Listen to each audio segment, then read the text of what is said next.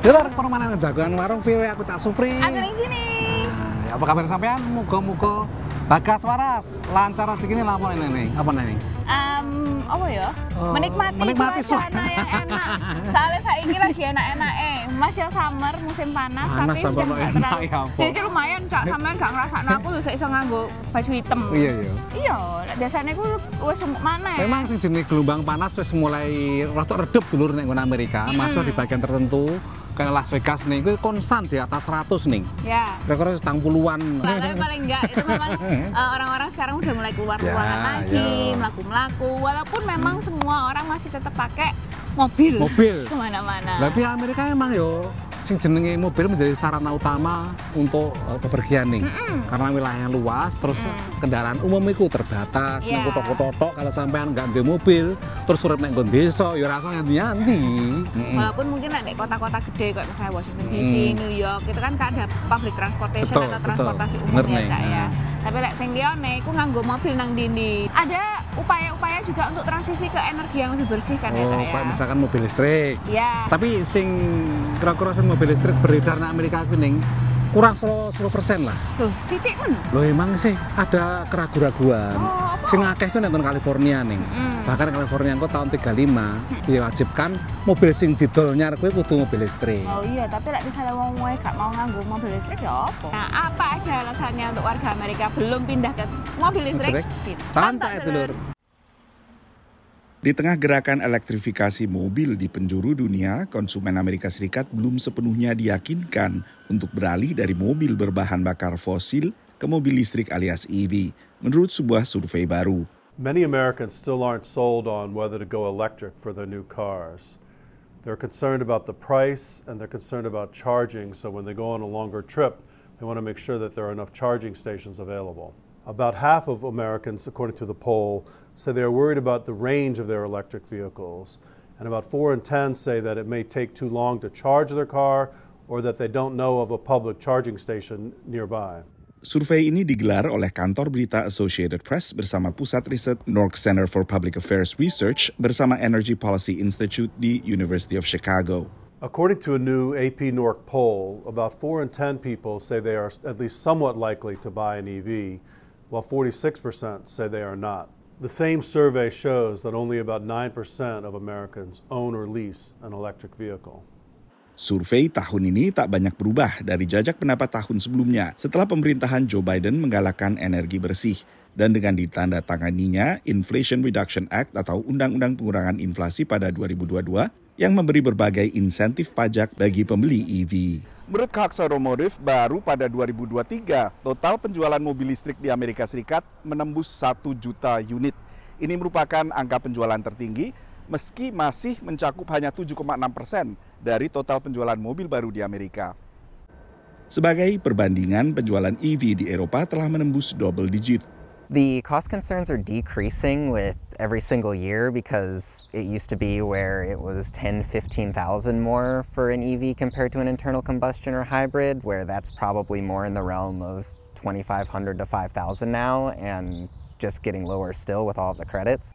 Di Cincinnati, negara bagian Ohio, Caleb akhirnya melirik mobil hybrid, bukan sepenuhnya EV. Karena ia khawatir saat menggigilnya suhu udara musim dingin nanti, baterai mobil bisa mendingin sehingga bakal lebih terbatas lagi jangkauannya. So really it'd be more at that point of figuring out the charging situation at home, getting charging installed here, but then also looking towards getting green energy from home in like the form of a solar panel, because it seems counterproductive to charge an electric vehicle with coal-powered energy. Pengendara mobil di AS umumnya menilai mobil listrik memadai untuk berbagai kegiatan rutin di dalam kota, seperti belanja ke supermarket atau mengantar anak ke sekolah. Tapi untuk perjalanan luar kota seperti yang sering dilakukan saat libur panjang, mereka kembali khawatir dengan pengecasan baterai dan jangkauan mobil. Dari Washington DC, Nova Purwadi dan tim VOA. Terus terang aku juga rada ragu-ragu nih. Aku pengen aku 5 tahun kepungkur iku. Pengen jajal listrik mungkin luwih irit memang dari segi untuk tuku pengeluaran bensin ning. Gas itu BBM-nya luwih irit ketimbang mobil sing biasa. Cuman jek wedi kuwi nek misalnya ngulung adoh. Karena biasanya kan sampai sekarang sekitar mung piro ya 500 mile iki piro ya. Wis entek bensin daya listrik iku. Lah kuwi aku sing rada wedi padahal sakjane yo sing pengalaman sing wis duwe iki yo ora masalah kok akeh sing jenenge charger nek nggon pinggir dalan. Nah, memang butuh infrastruktur dan butuh pengenalan ya, Cak, ya, sebelum transisi itu benar-benar terjadi. Nah, Dulur, habis ini kita punya beberapa cerita tentang otomotif di Amerika ya, Cak, ya. Tapi sakwise sing siji iki.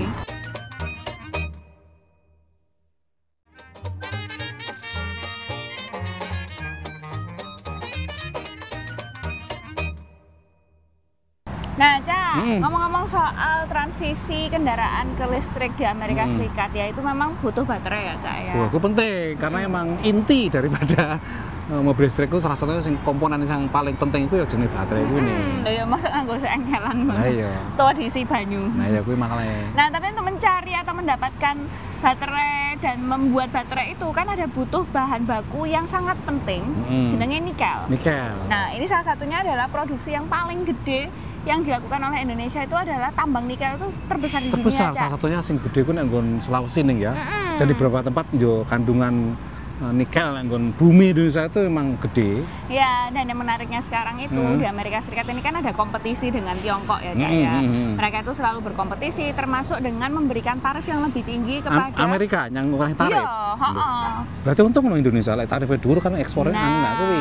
Kira-kira Indonesia bisa dapat untung apa teko kono? Nah, kuwi menarik ceritane. Iya. Apa ceritane? Ditantak dulur. Kenaikan tajam tarif impor sejumlah produk Tiongkok yang antara lain meliputi kendaraan listrik, baterai mobil, dan produk logam ini diumumkan Presiden AS Joe Biden. Ini langsung direspon keras oleh Tiongkok.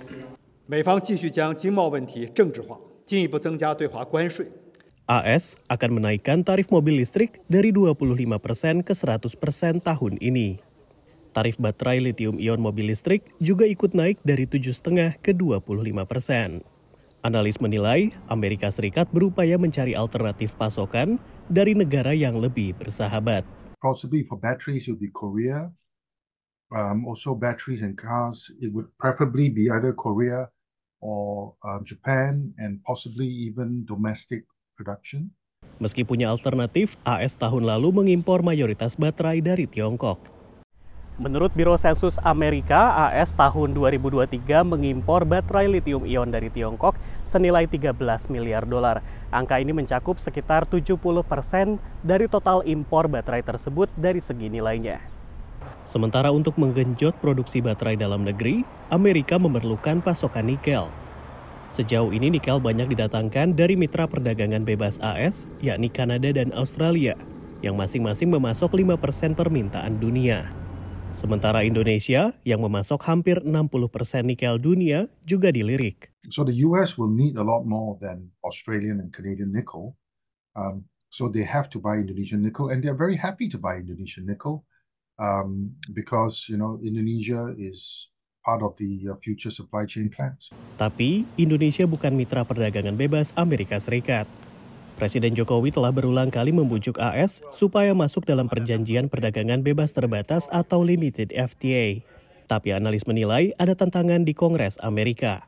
Fairly or unfairly, the Indonesian nickel sector is being viewed from the perspective of Washington as more or less a wholly owned subsidiary of Chinese interests. And for that reason, I think that there is very limited political capital and political will in Washington to attempt to improve that bilateral relationship via a critical mineral specific agreement. Investasi Tiongkok memang banyak terdapat dalam tambang dan pengolahan nikel di Indonesia. Namun untuk membangun rantai pasok non-Tiongkok, perusahaan Amerika atau negara-negara barat belum tertarik. The Western firms are not going to go in there unless they think that there's going to be some sort of significant subsidy. Now, if there were a critical mineral specific agreement, that would be a catalyst and it would be a signal to Western suppliers that they could get into the game, so to speak. Dari Washington DC, Rio Tuasikal, VOA. Ya kira-kira ya apa ya, Cak, ya? Misalnya Indonesia bisa menghasilkan nikel sebanyak itu. Tapi wingi jare kontroversi nih, penambangan nikel Indonesia kan sekarang beberapa perusahaan Tiongkok sudah punya Indonesia kan. Benar. Nah, itu jadi kan ono masalah sing para aktivis lingkungan kuwi yo Podo protes mergo ternyata tidak ramah lingkungan pengelolaannya, terus ada isu tenaga kerja. Benar. Jadi sajane lek idealnya ning ya, adek iki yo iso gawe dhewe mobil listrik. Jadi iso produksi bahan baterai ini nek kono enek kok. Iya. Nah kemarin kan sudah berusaha supaya pemerintah Indonesia mengundang Mas Elon kayak Mas gue kenal ya, supaya gelem investasi buka perusahaan nek kono ya. Tapi sampai sekarang kita kok ono kabar piye gelem apa enggak ngono. Memang ada banyak kendala, terutama kalau misalnya perusahaan Amerika Serikat yang ingin masuk atau berinvestasi ke Indonesia, biasanya itu kendala dari Amerikanya ya, Cak ya. Rondok cerewet soal keamanan lingkungan. Benar. Dan hal-hal seperti itu memang harus terus dikaji dan dikerjasamakan antara pemerintah. Rondok rumit Cak Jani. Wah iya makanya ya nggak segampang itu mengundang investasi luar negeri yang Indonesia kon mengolah nikel supaya benar-benar menguntungkan Indonesia. Tapi tetap idealnya ya dikelola dhewe, mbuh kapan muga-muga wong pinter-pinter akeh wong Indonesia jane ya. Yang penting semangat. Nah, dan habis ini kita punya cerita soal diaspora yang berusaha atau punya usaha otomotif ya di Amerika. Iya, tapi rada unik ini usahane. Ditonton sak temene iki.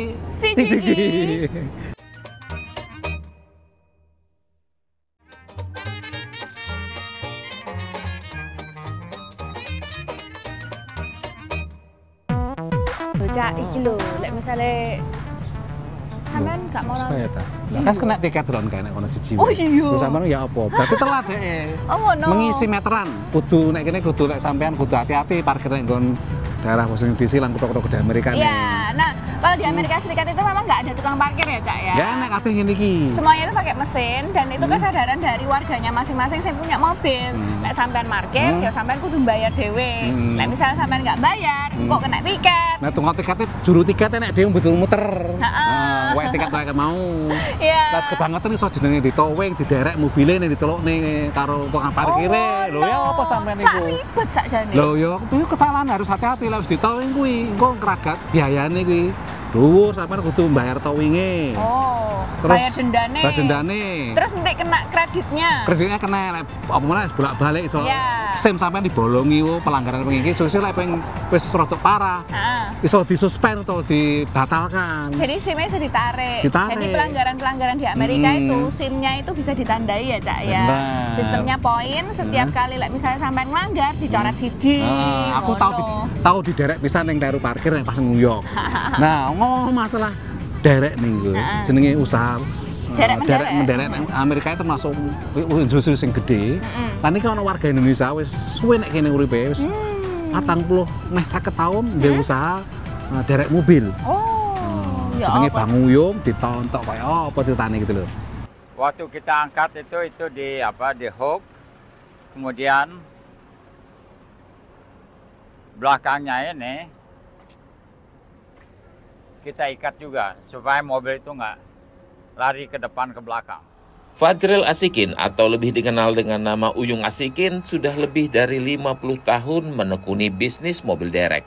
Penghasilannya termasuk bagus dari bisnis jasa ini. Dulu Bang sempat punya karyawan berapa Bang? Dulu ada 6. 6? Terus mobil dereknya berapa?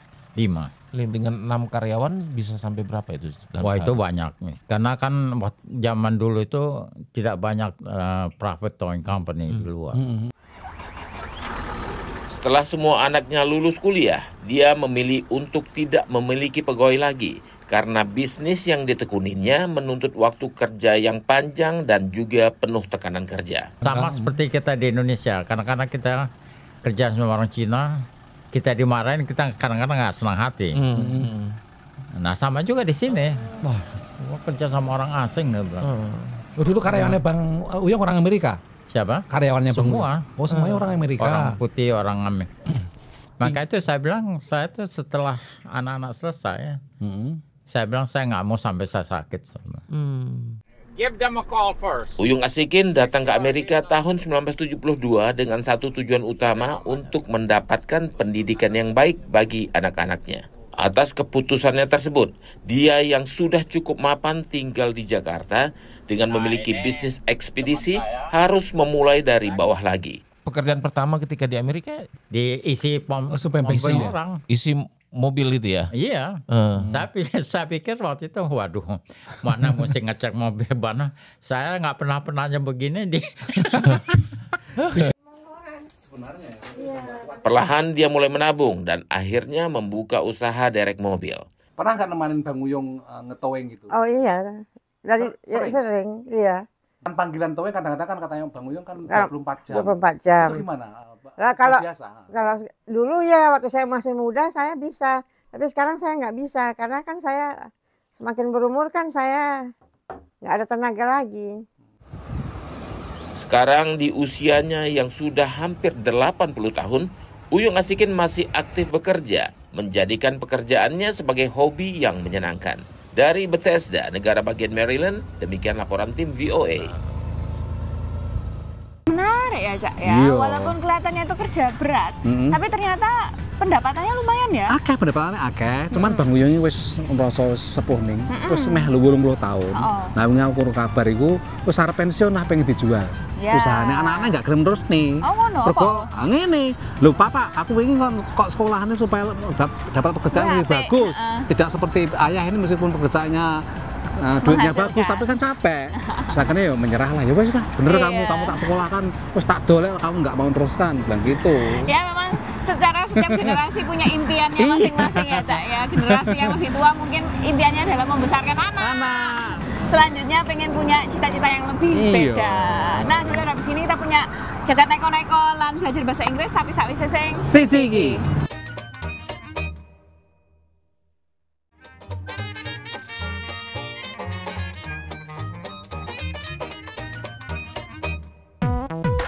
Telur masih di warung VOA dan ngobrol tentang apa nih mau otomotif. Ya merepet-merepet otomotif ya. Karena perkembangan industri otomotif di Amerika Serikat itu juga naik turun. Walaupun sempat menikmati masa kejayaannya, sekarang itu banyak peraturan-peraturan pemerintah yang mendorong mereka itu untuk lebih bersih. Nah, itulah nggak gampang juga. Akeh sing isih resistensi penolakan warga isih akeh. Tapi aku yakin suatu saat memang ke situ lah ya. Entah dengan ada juga yang hidrogen juga yang katanya lebih ramah lingkungan selain listrik.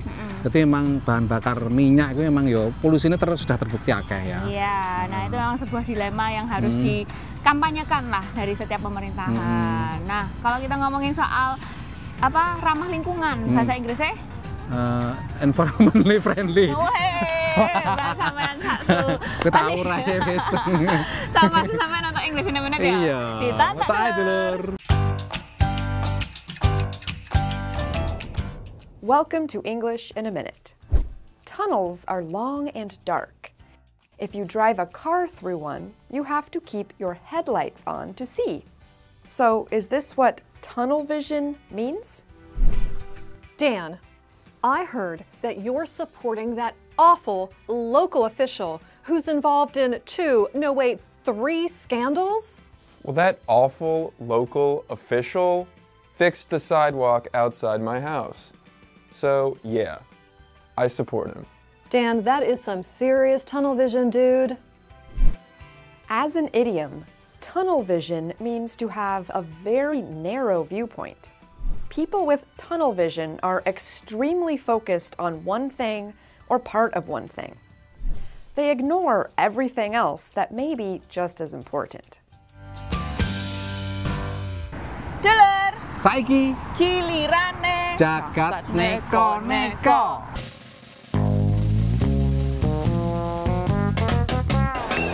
Sampai arep dari turis nang Barcelona lan daerah populer tujuan wisata ndok Spanyol. Pikir-pikir sik lur, dudu mergo copet tapi mergo demo gede-gedean warga sekitar sing protes wisata massal. Jarene, turis sing wis kakean iki dampake elek nang panguripane. Rego lan sewa apartemen mundhak edan-edanan. Akibate wong lokal kabutan nyewa apa meneh tuku apartemen. Demone secara umum damai lur, tapi ya ana sing celometan ngusir turis lan nembake turis mbarek pistol banyu. Lho cila kok kilek banyune desi banyu Lombok.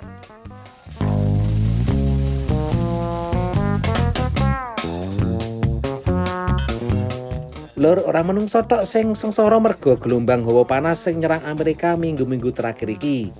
Kewan-kewan ndok kebun binatang ya akeh sing galau mergo kepanasan kaya ndok kebun binatang nang Florida iki. Mulane kuwi pengelola Bonbin berusaha ngademne kewan-kewan iki. Macan dikei daging beku ambek susu wedhus. Kura-kura iki ya sambat kepanasan mangkane njaluk disemprot banyu. Berang-berang lan beruang dikai es batu. Gak sisan diweke jeruh mbarek santen. Dadi es campur lur.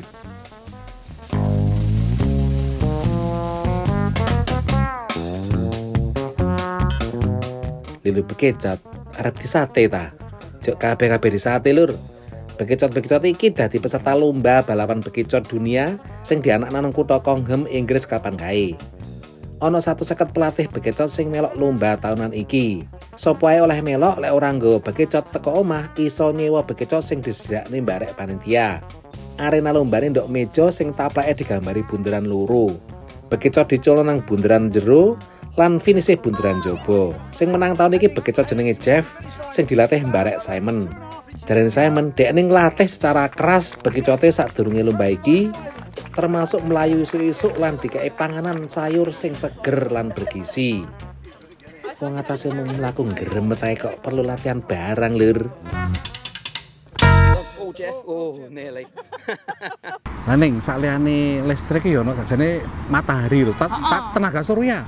Cok jane kan yo potensinya Indonesia yo akeh jane ngene. Iya, tapi kan itu memang sudah banyak wacana dicoba tapi tetap aja nggak berhasil. Memang untuk mengkonversi dari srengenge dari sinar ke menjadi bahan yang bisa menggerakkan mobil nggak gampang nih. Ya, memang upaya untuk mencari teknologi yang lebih ramah lingkungan alternatif itu, ya. Cukup besar ya Cak ya. Terutama satu, selain tadi sampean bilang ada polusi dan bahan bakar fosil itu kan pasti habis suatu saat nanti. Nah, bagaimana caranya itu untuk mendapatkan alternatif supaya sembari wong-wong itu tetap bisa berpindah dari satu tempat ke tempat yang lain. Aku yakin manusia itu selalu otaknya juga berevolusi. Pasti akan nanti suatu saat pinter menungso ki wis akan akale akeh. Nah, dulur sudah 30 menit kami menemani sampean. Nek misalnya sampean duwe pertanyaan atau pengen tahu cerita-cerita apa ae sing ono nang Amerika, langsung dikirim ke email warung@voanews.com atau media sosial yang YouTube, Twitter, Instagram, Facebook juga. Kata kuncinya VOA Indonesia. Aku tak Supri. Aku neng sini, teko Washington.